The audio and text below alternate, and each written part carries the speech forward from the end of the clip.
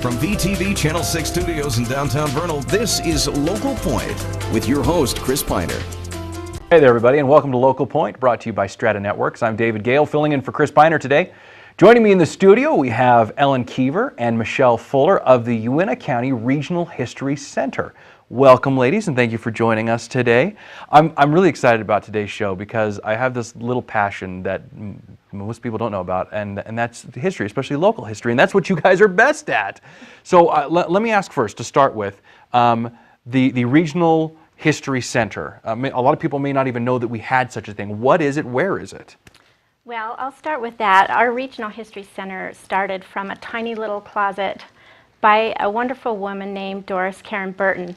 And she took that closet and the county commissioners helped her get a 500 square foot space in the old library. Well, we've been in that library since 1982, well, minus a few years.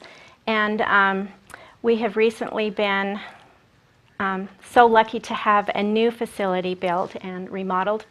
And that facility is in the county building, and it's located on 152 East, 100 North, on the very bottom floor in the old sheriff's office. Okay. And it's just a beautiful facility. We have 4,000 square feet, so we've really grown, and it's been a great resource for our community. How long ago did you guys move there? Just barely in February of this year. Okay, brand new space for you. So people may have gone looking for where the center was and were like, hey, it's gone. Yeah. Maybe it doesn't exist anymore, but no, now you're even bigger and better than you were. So, Ellen, what exactly can people expect to find when they go to the center?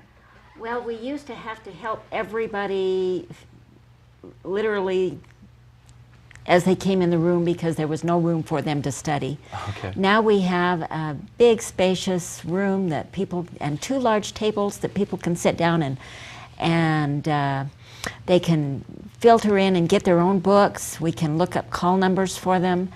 Our collections and our books are really accessible to them. Our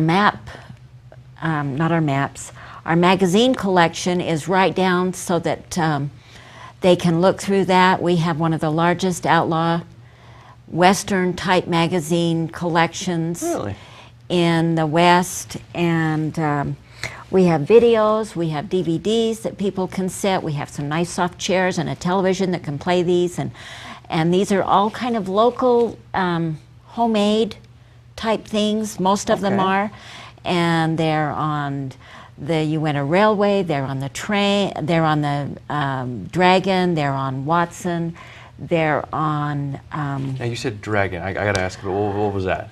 Dragon was a community, it's a Gilsonite ghost town out in the southern part of Uintah County. No way. It's 60 miles, it's a wonderful adventure. That'd be cool. Don't go in the summer, go in the spring, go in the fall. The bugs will get you. That's the kind of information you need to go to the center to find out. So you wouldn't just know that. Now, it sounds to me like, I mean, this sounds like a library. I mean, it sounds like that's where you would go to find information. Now, it seems, could you go to the regular library and find this? You could only go here. So how does that work? I mean, how are you guys affiliated?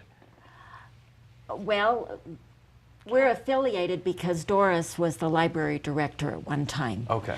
And she gave up being the director so she could be the overseer and director of this history center. And she started just collecting things. And like Michelle said, it started in a little closet. Okay. And then it grew to a little 4x4 room, and then it grew to a 4x8 room, and then it just kept growing. One thing that we are trying to collect is the yearbooks, and we've got almost all of the yearbooks from Uintah High School from 1918 to present. We're missing the year of 1933, and the only reason we're missing that is because there wasn't one that year. There wasn't a yearbook that year? The Depression was on, and they couldn't afford to. But something that we are trying to collect is Union High School yearbooks. Okay. So if anybody out there has Union High School yearbooks or Roosevelt books or not picture just books, Vernal, but not just Vernal. We're the Uintah Basin. We go from Fruitland over to Craig, up to Rock Springs, down to Carbon County. We try to cover a lot of area, and we do, and we're really good at it. Yeah, I bet. Now, we've only got about a minute before this part of the segment ends. I want to ask, is it just you two who are in charge of this? I mean, how do you take care of so much stuff? Well, we do have four ladies that work in our center, and each of us have different specialties that we work on. And Linda Wilson isn't here, but she is a specialist in our maps and roads. We got her from the Public Lands Department, and she's very knowledgeable there. The other lady that works there, Ellen will tell you about, Elaine. I basically work as a managing editor for the Outlaw Trail Journal. I do layout and design, and this publication comes out twice a year. We all work on photos, archiving documents and photos, digitizing, and Ellen. Yeah, Ellen, you and Elaine, what do you guys do? I work on the cemeteries mainly. We have all 26 cemeteries in our county mapped. Elaine works on the photo collection, and she cuts the Vernal Express each week. We have over 4,000 photos with information pertaining to the Uintah Basin by topic. Oh, that's cool. In the History Center. But we just do a lot of work, and we're always busy, but we're always glad to see people come in the room. Sure, I bet. And we've got a ton more to talk about. So stay right with us, because there's these books behind me here that you're going to want to know about. We'll hear more from Ellen and Michelle after this message from our sponsor, Strata Networks. Strata Networks is proud to bring the first true 4G LTE network to the Uintah Basin. 4G LTE is the most powerful mobile broadband available anywhere in the world. With speeds up to 10 times faster than 3G, you can stay connected like never before. Video chat without delay, stream HD TV or movies in an instant, and download or upload in seconds. For details, visit us in Roosevelt or Vernal or call 622-5007. More speed, more power. 4G LTE, only from Strata Networks. Welcome back to Local Point. We're here again with Ellen Kiever and Michelle Fuller of the Uintah County Regional History Center.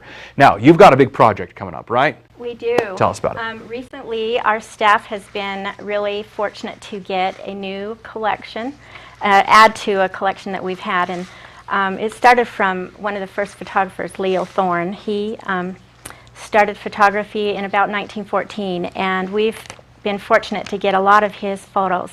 Wow.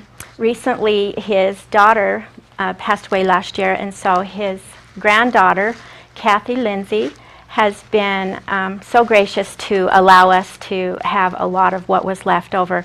Lawrence DeVed and Rhoda DeVed also had thousands and thousands of pictures that they've done. He took over the photography business after Leo passed away. So we have been working very hard to accession all of these photos into our center and archive them and prepare them for the public to be able to access them in the future. It's a huge project, but it's coming along really well. We're really excited to have it. So you digitize all these photos and then you make them available. How do you make them available? Do people come in and just look on a computer?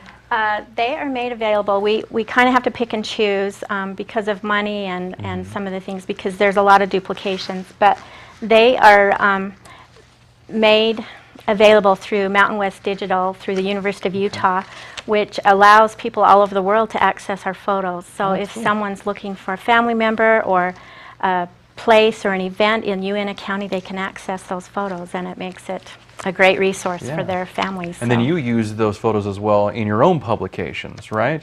I'm really interested in this because we've got some books back here, and these are your books. These are books that were made by the center, right? Yes. How does that work? You guys are authors. We are. We are. And we're really smart. You are very smart.